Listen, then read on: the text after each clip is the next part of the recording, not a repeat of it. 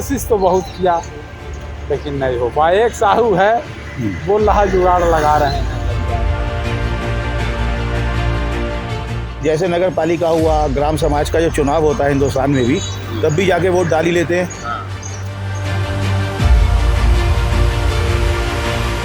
जिनको वोट डालना होता है वो 72 घंटा पहले ही बॉर्डर के इस पार इंडिया में आ जाते हैं।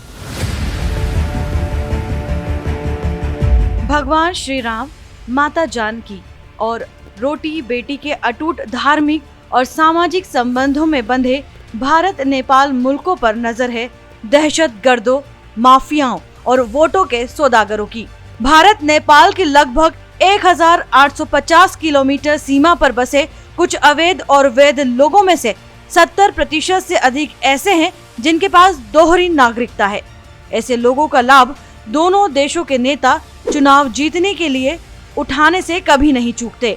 बेशक भारत और नेपाल के कानून दोहरी नागरिकता के पक्षधर नहीं है, लेकिन दोहरी नागरिकता वालों की जांच कर कार्रवाई को कोई तैयार प्रतीत नहीं होता।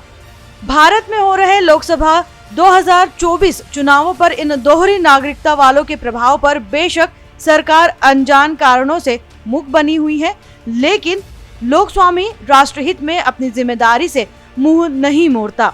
इसलिए लोकस्वामी टीम ने अपनी जान जोखिम में डाल दोनों देशों की सीमा पर ऑपरेशन वोटर चलाया। टीम के कैमरे में चौंका देने वाली हकीकत कैद हुई है। प्रस्तुत है हमारी खास इन्वेस्टिगेशन रिपोर्ट। यहाँ पे मेरे ख्याल से जो मुझे दिखता है कि जैसे नगर पालिका हुआ, ग्राम समाज का जो चुनाव होता है हिंदुस्तान में भी, तब भी जाके वोट डाल ही लेते हैं। नेपाल का भेरवा और भारत का सोनौली बॉर्डर इलाका दोहरी नागरिकता के अवैध खेल का जीता जागता उदाहरण है। यूं तो कैमरे के सामने खुलकर कोई कुछ नहीं बोलता, लेकिन हमारे खुफिया कैमरे में कैद हुए लोगों ने माना कि दोनों देशों में कई लोगों के पास दोहरी नागरिकता है जो इसका गलत फायदा उठाते हैं। मतदान से 72 घंटे पहले बॉर्डर सील कर दी जाती है और मतदान के दिन किसी को बॉर्डर पार करने की अनुमति नहीं होती। दोहरी नागरिकता रखने वाले नेपाली लोग उससे पहले ही बॉर्डर पार कर अपने उन इलाकों में पहुंच जाते हैं जहां उनको वोट डालने होते हैं।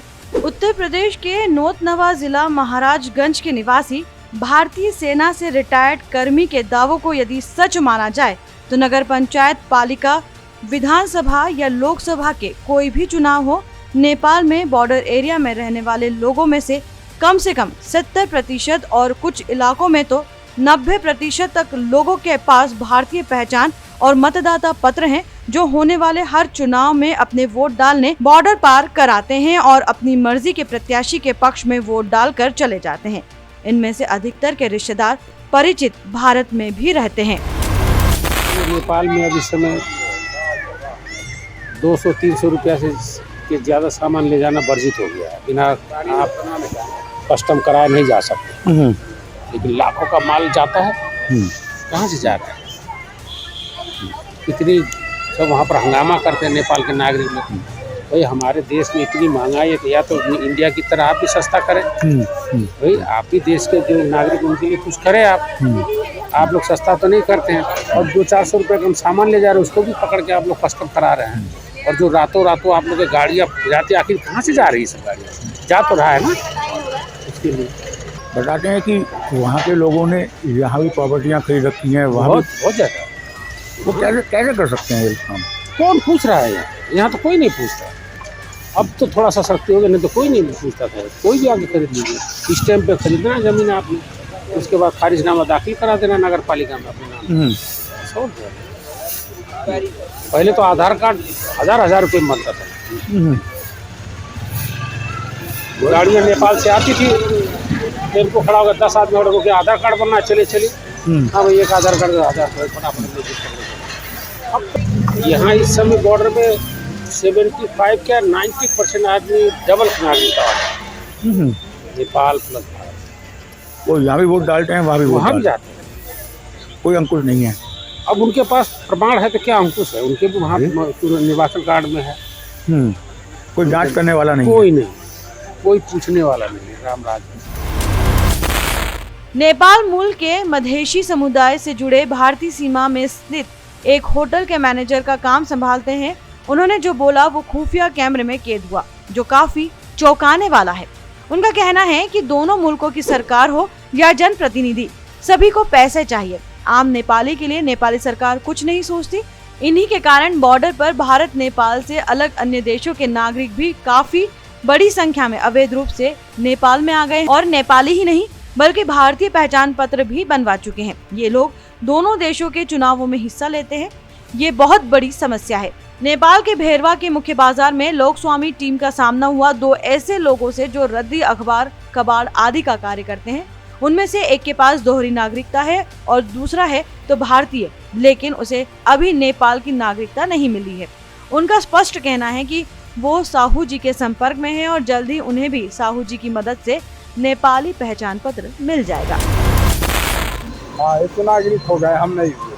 हैं? आपको तो हुई है? नहीं चाहिए तो हो सकता है, कोशिश कीजिए।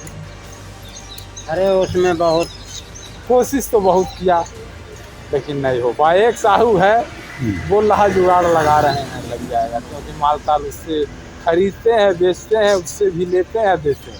तो चाचा एक बात बताओ, आपके पास तो हिंदुस्तान की नागरिकता भी होगी ना? अरे वोट तो डालने जाएंगे। पहले था, अब वो ना रहने की वजह से कैंसिल हो गया। तो परिवार तो अब भी उधर कुछ ना कुछ लोग तो अपने परिवार के होंगे। भाई वही हैं, वो सब, हाँ, वो सब होता है। तो वोट तो डालेंगे जाके। जब 999 में हैं तो डलवे करेंगे। हाँ, गोरखपुर में है, गोरखपुर में भी भाई हमारा है, वो भी डालता है। गुड। इन्हीं के साथ मौजूद व्यक्ति ने बताया कि क्योंकि इस इलाके में चुनाव 1 जून को है, इसलिए वो 28 या 29 मई को ही नौतनवा में पहुंच जाएंगे और वोट डालकर आ जाएंगे। मात्र नौतनवा ही नहीं बल्कि गोरखपुर आदि सीमावर्ती जिलों में उनके रिश्तेदार हैं, वहां भी ऐसा ही होता है। नेपाल के भेरवा के मुख्य बाजार में पान की दुकान चलाने वाले युवक ने बोला कि वो भारत मूल निवासी है पर उसके पास नेपाल की भी नागरिकता है। भारत में उनकी संपत्ति भी है, लेकिन आर्थिक कारणों से वो अभी तक नेपाल में कोई संपत्ति नहीं खरीद पाए हैं। वो भी सरहद पार वोट डालने भारत जाएंगे। उन्हें उत्तर प्रदेश राजनीति की काफी अच्छी समझ है। पंकज चौधरी जीतेंगे, हमेशा वही जीतते हैं। कुछ किया है उन्होंने, कुछ किया है उन्होंने, फिर तब भी जीतते हैं वो। आज से नहीं, जब तक हमारा एहसास है तभी से पंकज चौधरी, अखिलेश सिंह नौतनवा के हैं। अखिलेश सिंह, अखिलेश सिंह और मुन्ना सिंह दोनों भाई अपना छवि नहीं बना पाए।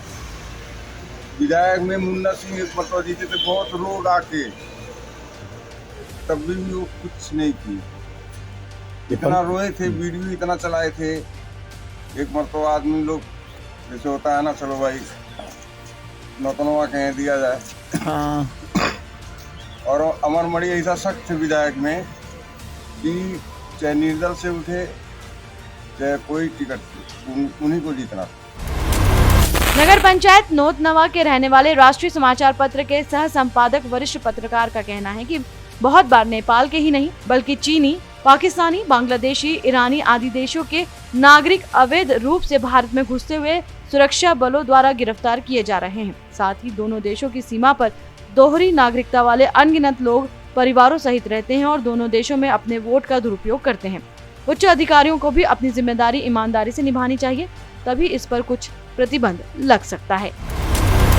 दोनों तरफ से जो है मतदान जो होते हैं तो बॉर्डर 72 घंटे सील कर दिए जाते हैं और आने वाले जो है पहले ही जिनको वोट डालना होता है वो 72 घंटा पहले ही बॉर्डर के इस पार इंडिया में आ जाते हैं। देहात क्षेत्र नगर पालिका नौतनवा के अध्यक्ष ब्रिजेश मणि त्रिपाठी ने भी लोकस्वामी के कैमरे के समक्ष माना कि दोनों मुल्कों की सीमा पर दोहरी नागरिकता वाले लोग रहते हैं। वो दोनों देशों के जनप्रतिनिधियों को चुनने में अपने वोट का इस्तेमाल करते हैं। मामला संवेदनशील है। दोनों देशों की सरकारों को इस पर गंभीरता से विचार करते हुए कार्रवाई सुनिश्चित करनी चाहिए। भारत सरकार दोहरी नागरिकता की अनुमति नहीं देती। नागरिकता अधिनियम 1955 के अनुसार कोई भी भारतीय नागरिक स्वेच्छा से विदेशी नागरिकता प्राप्त करने के बाद भारतीय नागरिक नहीं रह जाता। कुछ इसी तरह का प्रावधान पड़ोसी देश नेपाल में भी है। नेपाल के संविधान और कानून के अनुसार किसी भी देश के नागरिक जो वयस्क हो, नेपाली राष्ट्रभाषा बोलना, लिखना और पढ़ना जानते हो, व्यावसायिक और आर्थिक रूप से नेपाल के अंदर ही जुड़ा हो और उसके पास किसी अन्य देश की नागरिकता ना हो, वही व्यक्ति नेपाल राष्ट्र की नागरिकता के लिए पात्र होता है और नेपाली नागरिकता के लिए आवेदन कर सकता है। उन्हें NRN अर्थात नॉन रेजिडेंट ऑफ नेपाल कहा जाता है। लेकिन नेपाल भी भारत की तरह अपने नागरिकों को दोहरी नागरिकता की अनुमति नहीं देता। राजनीति की पहली सीढ़ी सभासद का चुनाव माना जाता है। विदेशी अवैध घुसपैठियों को भारत की नागरिकता दिलवाने में ये राजनीति की ही पहली सीढ़ी अहम किरदार निभाती है। लोकस्वामी के खुफिया कैमरे में कैद हुए नेपाली और भारतीय मूल के दोहरी नागरिकता रखने वाले निवासियों ने माना कि यदि किसी को क्षेत्रीय पार्षद लिख कर दे कि वो इन्हें जानता है और ये उनके क्षेत्र में इतने समय से रहते हैं, तो राजनीति की पहली सीढ़ी के जनप्रतिनिधि के इस प्रमाण पत्र के आधार पर किसी को भी भारतीय नागरिक होने का कानूनी अधिकार वाला पहचान पत्र मिल जाता है। बड़ी बात यह भी है कि वोटों का सौदा और दोहरी नागरिकता के इस खेल का खुलासा देश के बड़े सूबे के प्रदेश की अंतर्राष्ट्रीय बॉर्डर का है और ये प्रदेश है उत्तर प्रदेश। वही उत्तर प्रदेश जिसके मुख्यमंत्री भाजपा के फायर ब्रांड स्टार प्रचारक योगी आदित्यनाथ है। अहम बात यह है कि योगी आदित्यनाथ का गृह जनपद गोरखपुर है। एक मंडल मुख्यालय भी उसी के अधीन आता है, जो है जिला महाराजगंज का नगर पंचायत क्षेत्र नोतनवा। साथ ही गोरखपुर जिले की सीमा भी नेपाल से मिलती है। लोकस्वामी की पड़ताल यहीं समाप्त नहीं हुई है। लोकस्वामी मोजो के लिए रुमान हाशमी के साथ सुनील तनेजा की खास रिपोर्ट।